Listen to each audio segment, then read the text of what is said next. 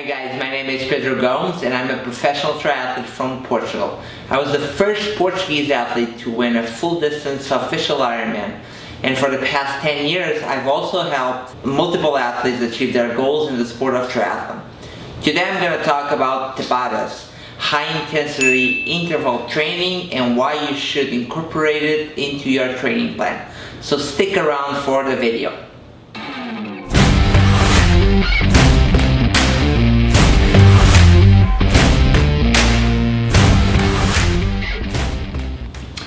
Tabata training is a high-intensity interval training that's always a key piece of my weekly workouts and of my athletes as well. A little backstory to the exercise of Tabata training, or just Tabatas.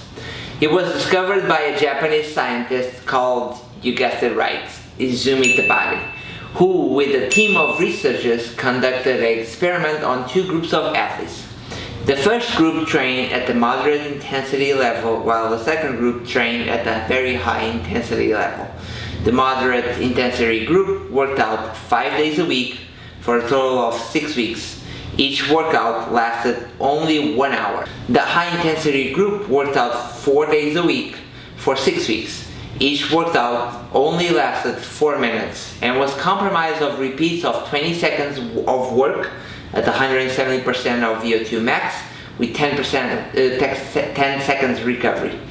Yes, that's right. The second group only worked out 4 minutes and 20 seconds total per session. The results were, I guess, somewhat of astonishing. Group 1 had increased their aerobic system, their cardiovascular system, but showed little or no results or improvement on their anaerobic system. Group 2 showed a high increase in their aerobic system when compared to Group 1 and increased their anaerobic system by 28%. So in total, Group 1 worked out for 30 hours during 6 weeks, while Group 2 only worked out for a total of 2 hours over the course of 6 weeks. The conclusion at the end of all the study was the high-intensity interval training has more impact on both the aerobic and anaerobic systems than moderate intensity. Izumi Tabata did perform other studies to further support this type of training, and there are multiple other studies that support Tabata's research, both on well-trained athletes and non-trained athletes, and the conclusions were all very similar.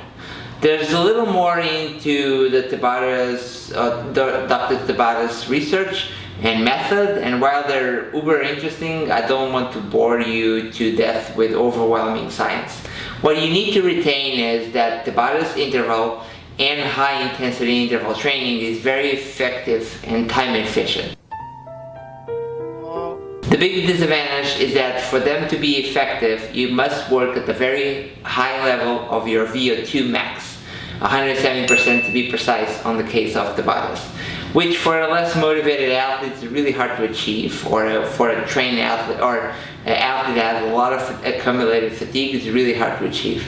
And if you're like me and you're always guessing between what's the difference between MMA, mixed martial arts, and UFC, the organization, because I'm always confusing both, here's a quick note. High intensity interval training is just the type of training you're doing, while Tabatas is a specific set, usually comprised of a few minutes total and on a base of 2:1 of ratio between work and rest, being the 20 seconds work, 10 seconds rest, the most famous and used. Also, because it's a short total time, you need very short intervals as well for both work and rest. So if Tabatas are so great, why won't we basically do them all the time? First one, Tabatas are hard and they're very painful. 100% of your VO2 max, I mean, just do the math. It's extremely hard to go that hard for multiple days. Yeah, basically your body has a memory and would remember how much it hurts and almost kind of shut you off before you even start. So firstly, you kind of have to forget how much they hurt. If you repeat it too often over time, athletes will start to pay more attention to the clock and less time to the quality of their high intensity interval. Secondly, you must allow for some recovery to promote adaptation of all your body systems and gain benefits of a high intensity interval training. If full recovery is not allowed, then the athlete does not adapt and becomes stronger. If an adaptation window is provided, then the athlete can recover and become stronger, making this type of training much more efficient. Too much high intensity interval training or Tabatas can easily lead to burnout and increase risk of injury in certain athletes. Most experts and myself, I would recommend 1 or 2 high-intensity interval training sessions per week to avoid overtraining. Surely, this varies between individual to individual and professional to amateurs and well-trained athletes and less trained athletes. Lastly, your body will only become stronger if you provide it with different types of stimulus every week and you're able to work all your energy systems. While you can see improvement over a period of 6 weeks with only high-intensity interval training such as Tabatas, it's likely that eventually you will hit the plateau if you don't provide your body with different types of stimulus. So we want to incorporate high-intensity intervals in training, but also tempo and endurance or steady state cardiovascular training. Besides, there are important adaptations in your body that really only happen with the duration of the workout, namely the usage of fat as fuel source or recruiting the fast twitches to do the work of the slow twitches later in the game, and also building more slow twitches, especially if you're preparing for Ironman. So how to incorporate Tabatas into my training plan? Big disclaimer here before I go on. Before incorporating Tabatas or any high-intensity interval training session into your plan, if you're a beginner in any sport, you should always build a foundation for high-intensity interval training. With Tabatas and high-intensity interval training, you will be working at the very close to your maximum heart rate, which is never recommended to anyone starting any sport.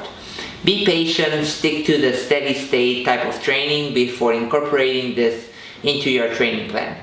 So if you're past the beginner phase and if you want to stick true to the Tabata method, the work part of the exercise only lasts 4 minutes total. It's likely the longest 4 minutes you've ever endured. I hate my job, I'm gonna burn this mother down. So you need to be very well rested. With that being said, you need to be doing Tabatas or high-intensity interval training with fresh legs. It should be the first workout of your day, and it's usually prescribed following a recovery day. My suggestion is always to have a decent warm-up, but not one that will take away from the main task itself. I use Tabatas mostly on cycling, so something like 20 minutes of a mellow spin, something on the bike, easy, high cadence will do. And once you're done with the warm-up, you can insert the main set. The main set should look like this: 8 times, 20 seconds all out with only 10 seconds in rest in between. For this to be effective, you need to make those 20 seconds really all out. If you're on the road, think of a sprint. If you're on the trainer, just pedal as hard as you possibly can without falling off or crashing off your trainer. One thing that you will quickly realize is that you will likely output less power on each repeat while heart rate creeps out through the roof during the duration of the 4 minutes. I usually don't like to look at power when I do this set, and I certainly don't do this in ergo mode because I never know which numbers I'll hit on each of the 30 seconds period. Once you're done with this total 8 times, 20 seconds hard, 10 seconds easy, you're done. So basically you can just cruise home or chill for another 15-20 minutes on the trainer. So as you can see, you really only need 45 minutes to accomplish this set, making it one of the most time efficient sets you can do in your endurance training. Even if you're preparing for an Ironman, even if you're preparing for anything that's extremely long, Tabatas will help not only develop your aerobic system as your anaerobic system, and also push your tolerance of your threshold, your lactate threshold. It basically just helps you all around in every endeavor or challenge you decide to take on.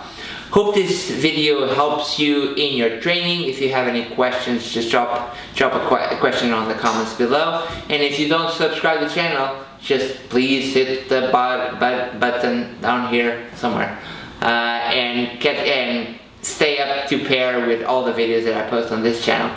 Thank you for watching, guys, and until next time.